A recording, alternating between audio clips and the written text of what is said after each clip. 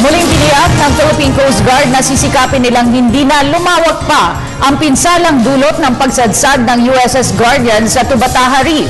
Inihayag ito ni Coast Guard Commander Armand Balilo kaugnay ng isasagawang salvaging ng US Navy ship. May report si Haji Caaminio. Tiniyak ng Philippine Coast Guard na hindi nila hahayaang madagdagan pa ang pinsala sa Tubataha Reef kung saan sumadsad ang warship ng US Navy na USS Guardian.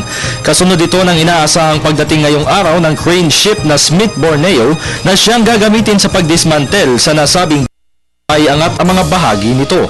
Sa panayam kay Coast Guard spokesperson Lieutenant Commander Armand Balilo, sinabi nitong iiwasan ng mga otoridad na gumalaw pa ang barko mula sa pagkakasadsad nito at maiwasang masira pa lalo ang coral reefs. Para pag-usapan yung maaari pang madagdag na damage sa coral reef kung sakaling mag-anchor nga itong crane ship. Pero yun po ay pinag-uusapan nila ngayon na tumahanap po ng mga alternatibong paraan para maiwasan po yung damage sa reef. Dagdag pa rito, hindi anya magiging madali ang operasyong isasagawa nila at hindi pa matiyak kung kailan matatapos at depende pa ito kung magkakaroon ng delay dahil sa weather disturbances. Nilinaw naman ni Balilo na bahagi lamang ng routine ng Bureau of Customs ang paghingi ng maraming papeles bago umalis ang crane ship alas 11 kagabi. Kasunod ito ng pagkakaantala ng alis ng barko sa pantalan ng Puerto Princesa City. Dumadaan lamang anya sa proseso ang nasabing barko. Maliban pa dito, hindi naman daw kinakailangan ng anumang requirements sa features ng barko, basta't ang mahalaga ay maging maayos ang pag-anchor ng crane sa USS Guardian.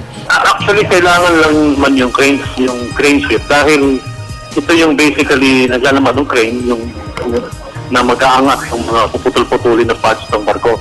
Wala namang specific requirements so far as the capabilities ng barko as long as it can handle yung lifting ng mga piyesa ng barko na kakalasin dito sa USS Guardian.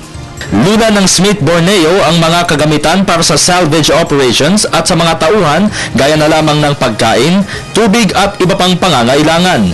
Sa sandali namang matapos ang operasyon sa Tubataha Reef ay saka pa lamang anya malalaman kung magkano ang kaukulang pinsala sa yamang dagat dahil sa pagsadsad ng barkong pandigma ng Estados Unidos.